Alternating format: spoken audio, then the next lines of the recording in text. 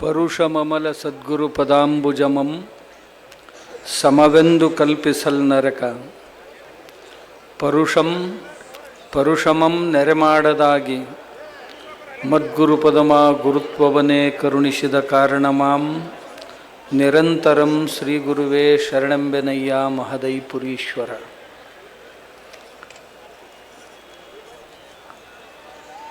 ಬಸವಾದಿ ಶರಣರ ಶ್ರೀ ಸನ್ನಿಧಿಗೆ ಪ್ರಣಮಿಸುತ್ತಾ,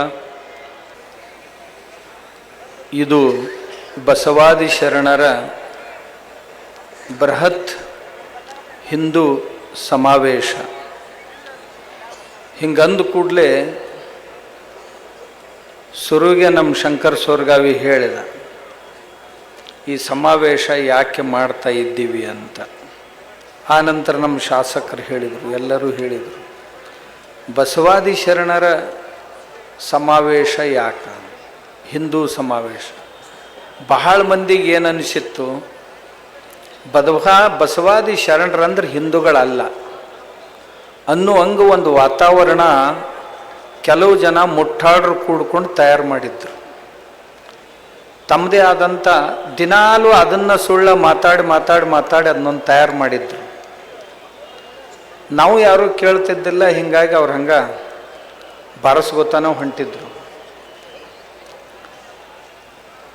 ಒಂದು ಸಾರಿ ಹೀಗೆ ಮಾಡೋದು ಸರಿಯಲ್ಲ. ನಮಗೆ ಅವ್ರ ಬಗ್ಗೆ ರೋಷ ಬಂದದ್ದು ಯಾವಾಗ ಅಂದ್ರೆ, ಬಸವಣ್ಣವ್ರ ಹೆಸರು ಹೇಳ್ಕೊಂಡು ಏನೋ ಕ್ಯಾಗಾಮತಿ ಮಾಡಕ್ಕೆ ಹೊಂಟಾರಲ್ಲ ಇವರು ಅಂತ. ಎಲ್ಲದಕ್ಕೂ ಬಸವಣ್ಣಂದೊಂದು ವಚನ ತಗೊಳ್ಳೋದು, ಏನಾರ ಹೇಳೋದು. ಬಸವಣ್ಣನ ವಚನ 1, ಇವರು 99. ಹಿಂಗೆ ಹಾಕಿ ಬಸವಣ್ಣವರನ್ನು ಅತಿ ಅಡ್ಡದಾರಿಗೆ ಎಳೆಯುವಂಥ ಕೆಲಸ ಮಾಡೋದನ್ನು ನೋಡಿ ಬ್ಯಾಸತ್ತು. ಇದೀಗ ಬಸವನಗೌಡ್ರು ಹೇಳ್ದಂಗೆ ಬಸವಣ್ಣವ್ರ ಹೆಸರು ತಗೊಳ್ಳೋದು, ಹೇಳೋದು, ವೇದಗಳನ್ನು ಬಸವಣ್ಣ ವಿರೋಧ ಮಾಡಿದ ಅಂತ ಹೇಳೋದು, ಬಸವಣ್ಣವ್ರ ಹೆಸರು ತಗೊಳ್ಳೋದು, ಬಸವಣ್ಣ ಎಲ್ಲ ದೇವರುಗಳನ್ನು ಖಂಡಿಸಿದಾನ ಅಂತ ಹೇಳೋದು, ಬಸವಣ್ಣವ್ರ ಹೆಸರು ತಗೊಳ್ಳೋದು, ಬಸವಣ್ಣ ಯಾವ ಕರ್ಮ ಸಿದ್ಧಾಂತಗಳನ್ನು, ಪುಣ್ಯ ಪಾಪಗಳನ್ನು, ಸ್ವರ್ಗ ನರಕಗಳನ್ನು ಒಪ್ಕೊಂಡಿಲ್ಲ, ಆದ್ದರಿಂದ ಬಸವಣ್ಣ ವೈದಿಕನಲ್ಲ ಅಂತ ಹೇಳೋದು. ಆಮೇಲೆ ಬಸವಣ್ಣ ಗುಡಿ ಸಂಸ್ಕೃತಿಯನ್ನು ಒಪ್ಕೊಂಡಿಲ್ಲ, ಆದ್ದರಿಂದ ಗುಡಿಗಳನ್ನು ಕೆಡಿಬಿಡ್ಬೇಕು, ಯಾರು ಗಿಡಿಗೆ ಹೋಗಬಾರ್ದು ಅಂತ ಹೇಳೋದು. ಆಮ್ಯಾಗ ಬಸವಣ್ಣವರು ಜಗಲಿಯ ಮೇಲಿನ ದೇವರುಗಳನ್ನು ಎಂದೂ ಒಪ್ಕೊಂಡಿಲ್ಲ, ಆದ್ದರಿಂದ ಎಲ್ಲ ದೇವರನ್ನು ಸಂಗ್ರಹ ಮಾಡಿ ಹೊಳೆಗೆ ಹಾಕಬೇಕು ಅಂತ ಹೇಳೋದು. ಆಮ್ಯಾಗ ಬಸವಣ್ಣ ಶಿವನನ್ನು, ವಿಷ್ಣುವನ್ನು, ಆಮೇಲೆ ಬಸವಣ್ಣನವರ ಹೆಸರಿನಲ್ಲಿ, ಶರಣರ ಹೆಸರಿನಲ್ಲಿ ರಾಮಾಯಣ ಮಹಾಭಾರತಗಳ ಮೇಲೆ ಹಾದರದ ಕತೆ, ಸೋದರರ ವಧೆ ಅನ್ನುವ ರೀತಿಯಲ್ಲಿ ಎಲ್ಲಿಯೋ ಒಂದೆರಡು ಪ್ರಾಸಂಗಿಕ ಮಾತುಗಳನ್ನು ತಗೊಂಡು ಬಂದು ಅದನ್ನು ಬಸವಣ್ಣವ್ರಿಗೆ, ಶರಣರಿಗೆ ಹಚ್ಚಿ ಧರ್ಮ ಹಾಳು ಮಾಡೋದು. ಆ ನಂತರ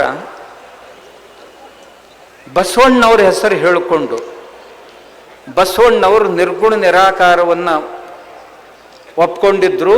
ಹಾಗಾದರೆ ನಿರ್ಗುಣ ನಿರಾಕಾರವನ್ನೇ ಉಪಾಸಿಸುವಂಥವ್ರು ಯಾರದಾರ ಅವ್ರು ನಮ್ಮ ಸಮೀಪದವರು ಅಂತ ತಿಳ್ಕೊಂಡು ಮಸೀದಿಗಳಲ್ಲಿ ಹೋಗದೆ ಮಸೀದಿಯವರಿಗೆ ಅನುಕೂಲ ಆಗುವಂಥ ಸಭೆಗಳನ್ನು ನಡೆಸೋರು. ಕ್ರಿಶ್ಚಿಯನ್ರ ಚರ್ಚ್ನೊಳಗೆ ಹೋಗ್ಲಾರ್ದು, ಯಾಕಂದ್ರೆ ಅವ್ರ ಒಳಗೆ ಬರ್ಗೊಡಂಗಿಲ್ಲ. ಆದರೆ ಕ್ರಿಶ್ಚಿಯನ್ರಿಗೆ ಅನುಕೂಲ ಆಗುವಂಥ ಸಮಾವೇಶಗಳನ್ನು ಮಾಡೋದು. ಅಂದ್ರೆ ಒಟ್ಟು ಉದ್ದೇಶ ಏನು ಅಂದ್ರೆ, ಹಿಂದೂ ಧರ್ಮವನ್ನು ಸಣ್ಣ ಮಾಡೋದು. ಹಿಂದೂ ಧರ್ಮದ ಜೊತೆಗೆ ಯಾರ್ಯಾರು ಜೋಡಿಸ್ಕೊಂಡಾರ ಅವ್ರನ್ನ ಒಬ್ಬೊಬ್ಬರನ್ನ ಕಟ್ಟಿಂಗ್ ಮಾಡ್ಕೊತ ಹೋಗೋದು. ಅದರ ಭಾಗವಾಗಿ ವೀರಶೈವರು, ಲಿಂಗಾಯತರು ಅಂತ ತಿಳ್ಕೊಂಡು 2 ಭಾಗ ಮಾಡಿ, ಒಬ್ಬ ಮಾಜಿ IAS ಆಫೀಸರ್ ಅದನ್ನು ಎಷ್ಟು ನೀಚದಾನವ ಅಂದ್ರೆ,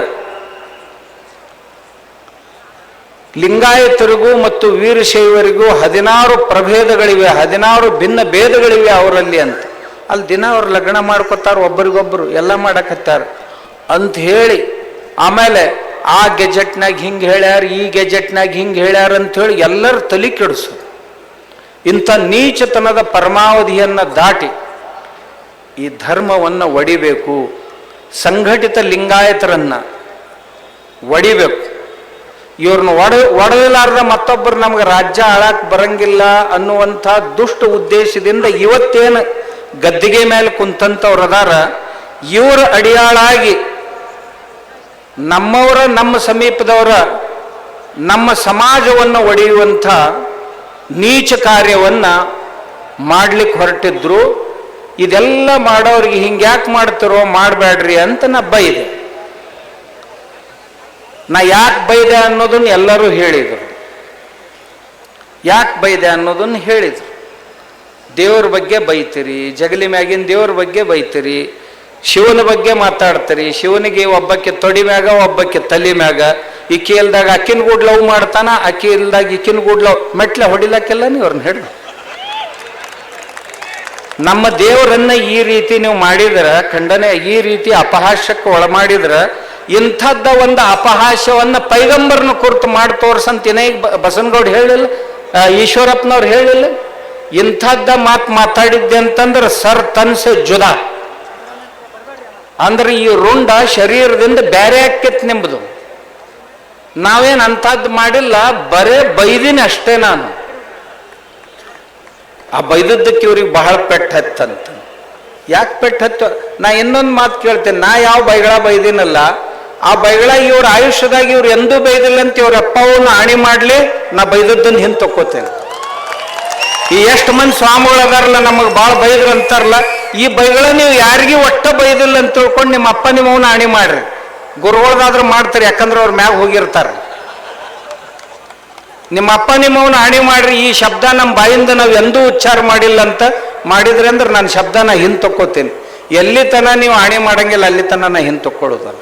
ಯಾಕಂತಂದ್ರೆ ನಾ ಮಾತಾಡಿದ್ದು ಭಾಳ ಕಡಿಮೆ. ನಿಮ್ಗೆ ಮಂದಿ ಏನಂತಾರೆ ನನಗೆ, ಸ್ವಾಮೀಜಿ ನೀವು ಮಾತಾಡಿದ್ದು ಭಾಳ ಕಡಿಮೆ ರೀ, ಅವ್ರನ್ನ ಬಡಿಬೇಕಾಗಿತ್ತು ಅಂತ.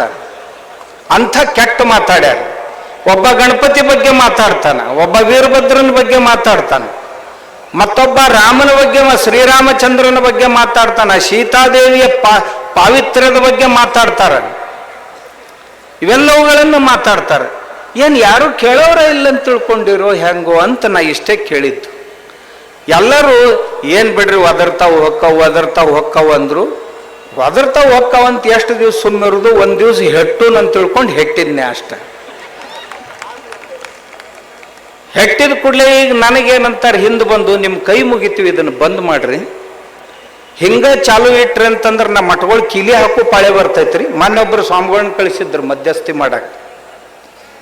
ಅವ್ರು ಬಂದು ಅಪೋಳ ಸತ್ತದ್ದನ್ನು ಎಷ್ಟು ದಿವಸ ಮತ್ತಿನ್ನ ಸತ್ತದ್ದಕ್ಕೆ ಬಡಿಯವ್ರಿ. ಸತ್ತದ್ದೆ ಕೆಲವೊಂದು ಸತ್ತವ್ರಂಗೆ ಸೋಗ್ ಹಾಕ್ಕೊಂಡಿರ್ತಾವ, ಮತ್ತೆ ಯಾವಾಗಾರ ವೇಳೆ ಸಿಕ್ತಂದ್ರೆ ಮ್ಯಾಲೆ ಹೇಳ್ತಾವ. ಅದಕ್ಕೆ ಕುಶ್ಬಿ ಎತ್ತೆತ್ತಿ ಬಡಿತಾರಲ್ಲ, ಹಂಗೆ ಬಡಿಬೇಕಾಕೈತಿ. ಖುಷಿ ಎಲ್ಲ ಉದ್ರವ ತಿಳ್ಕೊಂಡಿರ್ತೀವಿ, ಆದ್ರೂ ಒಂದು ಜರ ಉಳಿದಿರ್ತಾವ. ಅದಕ್ಕೆ ಹಿಂಗೆ ಎತ್ತದು ಮತ್ತೆ ಬಡಿದು. ಹಂಗೆ ಮಾಡಿದ್ರೆ ಏನು ಜಳ ಜಳ ಜಳ ಜಳ ಬರೇ ಕಟ್ಟಿಗೆ ಅಟ್ಟ ಉಳಿದಿರ್ಬೇಕು, ಖುಷಿವೇನು ಉಳಿದಿರ್ಬಾರ್ದು, ಹಂಗೆ ಬಡಿಬೇಕು. ಮುಂದೆಂದು ಆಯುಷ್ಯದಾಗ ಹೆಸರು ತಗೊಂಡಿರ್ಬಾರ್ದು. ನಮ್ಮ ದೇವರದು, ನಮ್ಮ ದಿಂಡ್ರದು, ನಮ್ಮ ಧರ್ಮದ್ದು ಏನು ತಗೊಂಡಿರ್ಬಾರ್ದು. ಏನ್ರಿ ಇದೇನು ಮಾತಾಡೋ ಮಾತುಗಳ? ನಮ್ಮ ದೇವರಿಗೆ ಒಂದು ಕಡೆ ಬೈತೀರಿ, ಆಮ್ಯಾಗ ನಮ್ಮ ಕಂದಾಚಾರಗಳಂತ ನಮ್ಮ ಹಬ್ಬ ಹುಣ್ಣಿಮೆಗಳು, ಗಣಪತಿ ಹಬ್ಬ ಇವೆಲ್ಲ ಕಂದಾಚಾರಗಳು. ಆಮ್ಯಾಗ ನಮ್ಮ ದೇವ್ರ ಮುಂದೆ ಅದನ್ನು ಮಾಡ್ತಾರ, ಇದನ್ನು ಮಾಡ್ತಾರ, ಹಂಗೆ ಮಾಡ್ತಾರ, ಹಿಂಗೆ ಮಾಡ್ತಾರ. ಪೂಜಾರಿಗಳಂದ್ರೆ ಇವರೆಲ್ಲ ದಲಾಲ್ರದಾರ ಅಂತಂದು ನೋಡ್ರಪ್ಪ. ನಮ್ಮ ದೇವ್ರ ಮುಂದೆನು, ನಮ್ಮ ದುರ್ಗಾದೇವಿನೇ ಇರಲಿ, ದುರ್ಗಾ ಪರಮೇಶ್ವರನೇ ಇರಲಿ, ಯಾವ ದೇವರೇ ಇರಲಿ, ಅವ್ರ ಮುಂದೆ ಏನಾಗ್ತತಿ ಅದರ ಬಗ್ಗೆ ನಾವು ಅದನ್ನು ಸಮರ್ಥನೆ ಮಾಡ್ಕೊಳ್ಳಂಗಿಲ್ಲ, ಪ್ರಾಣಿ ಬಲಿಯನ್ನು. ಆದ್ರೆ ನಮ್ಮ ದೇವ್ರಿಗೇನು ಮಾತಾಡಿದ್ರಲ್ಲ, ಇಷ್ಟ ಧೈರ್ಯ ಬಕ್ರಿ ಇದ್ದವ್ರ ಬಗ್ಗೆ ಮಾತಾಡ್ತೀರಿ. ಬಕ್ರಿ ಇದ್ದೊಳಗೆ ಕುರಿಗಳ ಬಲಿಯನ್ನು ಕೊಡೋದಿಲ್ಲ, ಈಗ ಆಕಳ ಬಲಿ ಕೊಡಕ್ಕೆ ಶುರು ಮಾಡ್ಯಾರ.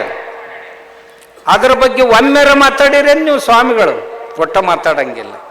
ನಮ್ಮ ಗಣಪತಿ ಬಂದ ಕೂಡಲೇ ನದಿ ಪ್ರದೂಷಣ ಆಗ್ತೈತಿ, ಕೆರೆ ಪ್ರದೂಷಣ ಆಕೈತಿ ಅಂತ ಶುರು ಮಾಡ್ತಾರಪ್ಪ.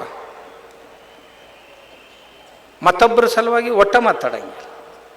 ನಮ್ಮ ಚಮತ್ಕಾರಗಳು ನಮ್ಮ ಪವಾಡಗಳು ಏನರ ಹೇಳಿದ ಕೂಡಲೇ ಇವೆಲ್ಲ ಮೂಢ ನಂಬಿಕೆಗಳು ಅಪನಂಬಿಕೆಗಳು ಅಂತ ಹೇಳ್ತಾರೆ. ಆ ಕ್ರಿಶ್ಚಿಯನ್ರ ಅಮೇರಿಕಾದಿಂದ ಬಂದ ಸ್ಟೇಜ್ ಮ್ಯಾಗ ಚಮತ್ಕಾರದ ಶೋಗಳನ್ನು ಮಾಡ್ತಾರೆ. ಇವತ್ತಿಂತ ನಾನು ಒಬ್ಬ ಸ್ವಾಮಿನೂ ಬಾಯಿ ಬಿಚ್ಚಿಲ್ಲ ಆ ಕ್ರಿಶ್ಚಿಯನ್ರ ಚಮತ್ಕಾರಗಳಿಗೆ. ಎಲ್ಲ ಆ್ಯಕ್ಟಿಂಗ್, ಅದು ನಾಟಕ ಮಾಡ್ತಾರೆ. ಆ ನಾಟಕದ ಬಗ್ಗೆ ಇವತ್ತಿನವರೆಗೂ ಒಬ್ಬ ಸ್ವಾಮಿನೂ ಬಾಯಿ ಬಿಚ್ಚಿಲ್ಲ. ಯಾಕರಪ್ಪ, ನಂಬತ್ತಿಂದು ನಮ್ಮವ್ರಿಗೆ ಬೇಯಿದೇನು ಕಾಂಟ್ರಾಕ್ಟ್ ತೊಗೊಂಡಿರೇನು ನೀವು ಅಂತ ನಾ ಕೇಳಿದ್ದು. ಇದಕ್ಕಿಂತ ಹೆಚ್ಚಿಗೇನು ಕೇಳಿಲ್ಲ. ಆಮೇಲೆ ನಮ್ಮ ಧರ್ಮದೊಳಗೆ ದಿನಾಲು ನಿಮಗೆ ಆಶ್ಚರ್ಯ ಅನ್ನಿಸ್ತದೆ, ಪ್ರತಿ ವರ್ಷ ಒಂದು ರಾಜ್ಯದಲ್ಲಿ 45,000-50,000 ಹುಡುಗಿಯರು ಕಾಣೆ ಆಗ್ತಾ ಇದ್ದಾರೆ.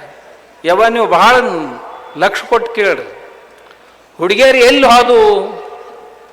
ಮ್ಯಾಕ್ಸಿಮಮ್ ಅತಿ ಹೆಚ್ಚು ಹುಡುಗಿಯರು ಲವ್ ಜಿಹಾದ್ನೊಳಗೆ ಹೋದು. ನಾವು ಇವರೇನು ದರಿದ್ರರಾದ ಒಂದರ ದಿವಸ ಈ ಲವ್ ಜಿಹಾದ್ ಬಗ್ಗೆ ನಮ್ಮ ಮಕ್ಕಳ ಬಗ್ಗೆ ಮಾತಾಡ್ಯಾರೆ?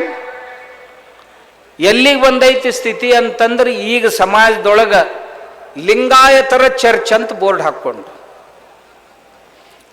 ಬಡಿಗೇರ್ ಚರ್ಚು ಅಂತ ಬೋರ್ಡ್ ಹಾಕ್ಕೊಂಡ್ರು, ಲಂಬಾಣಿಗರ ಚರ್ಚು ಅಂತ ಬೋರ್ಡ್ ಹಾಕ್ಕೊಂಡ್ರು.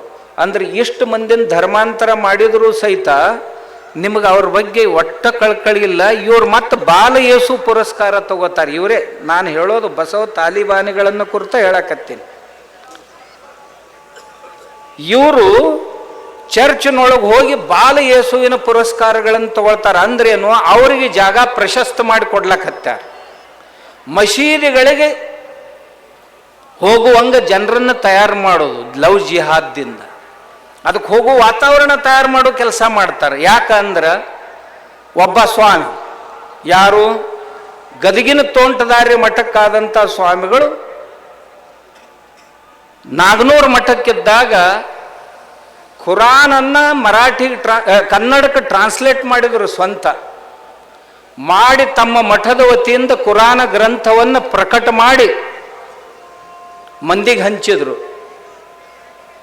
ಅಲ್ರಿ, ಒಬ್ಬರು ಲಿಂಗಾಯತ ಸ್ವಾಮಿಗಳು ಖುರಾನ ಪ್ರಿಂಟ್ ಮಾಡಿ ಹಂಚ್ತಾರ, ಆದ್ರೆ ಭಗವದ್ಗೀತಾಕ್ ಬೈತಾರೆ.